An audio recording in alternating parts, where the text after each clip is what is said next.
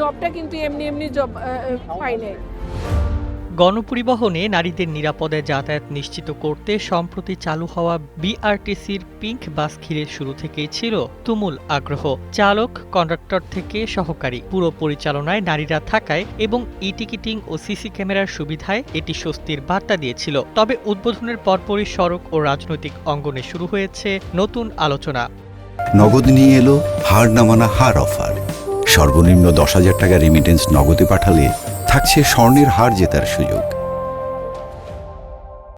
উচ্ছ্বাস নিয়ে যাত্রা শুরু করলেও প্রথম দিনেই ছোটখাটো অনাকাঙ্ক্ষিত পরিস্থিতির মুখোমুখি হয়েছে এই বাস সার্ভিস। তেজগাঁও ডিপো থেকে বের হওয়ার পর প্রথম দিনের চলাচলেই বিআরটিসির একটি পিঙ্ক বাস ধাক্কা মারে বলে জানা গেছে। অনভিজ্ঞতা নাকি যান্ত্রিক সমস্যা তা নিয়ে গুঞ্জন তৈরি হলেও বিআরটিসি কর্তৃপক্ষ বিষয়টিকে সাধারণ সড়ক দুর্ঘটনা হিসেবেই দেখছে। চালক মোসাম্মাক রাবেয়া খাতুনের মতো নারী চালকেরা এমন চ্যালেঞ্জিং পেশায় এগিয়ে আসায় অনেক নারী যাত্রী সন্তোষ প্রকাশ করেছেন। তবে চালকদের ট্রাফিক ব্যবস্থাপনা ও বড় বাহন চালনায় আরো দক্ষ করার তাগিদ দিয়েছেন সাধারণ যাত্রীরা। তারা ডাবল ডিকার বাসও চালাতে পারছে। এটা আমাদের বড় একটা উদাহরণ যে মহিলারা আর ঘরে বন্দী নয়, তারা কর্মজীবী এবং তারাও রাস্তায় পুরুষদের পাশাপাশি পাল্লা দিয়ে তারাও চলাচল করতে পারে।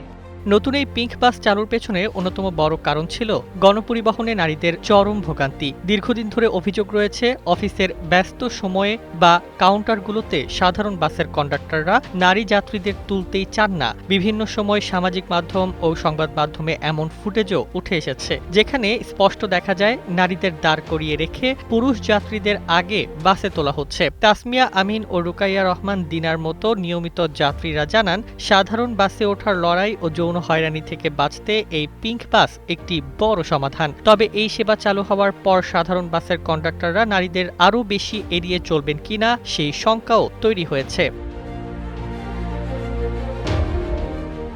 এদিকে নারীদের দিয়ে ভারী যানবাহন ও বাস চালনার সিদ্ধান্তের বিরোধিতা করেছে খেলাফত মজলিস। দলটির পক্ষ থেকে এক বিজ্ঞপ্তিতে নারীদের বাস চালানোর সিদ্ধান্তটি পুনরায় বিবেচনা করার আহ্বান জানানো হয়েছে। তাদের মতে নারীদের নিরাপত্তাকে অগ্রাধিকার দেওয়া জরুরি হলেও বাস চালকের মতো ঝুঁকিপূর্ণ ও শারীরিক চাপের পেশায় নারীদের নিযুক্ত না করে অন্যান্য প্রশাসনিক বা সুরক্ষামূলক কাজে সুযোগ দেওয়া উচিত।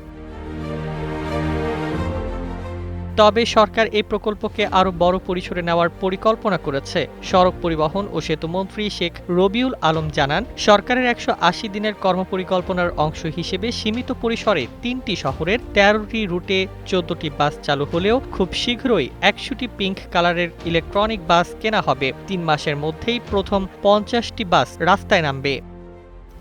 News desk, 21 television.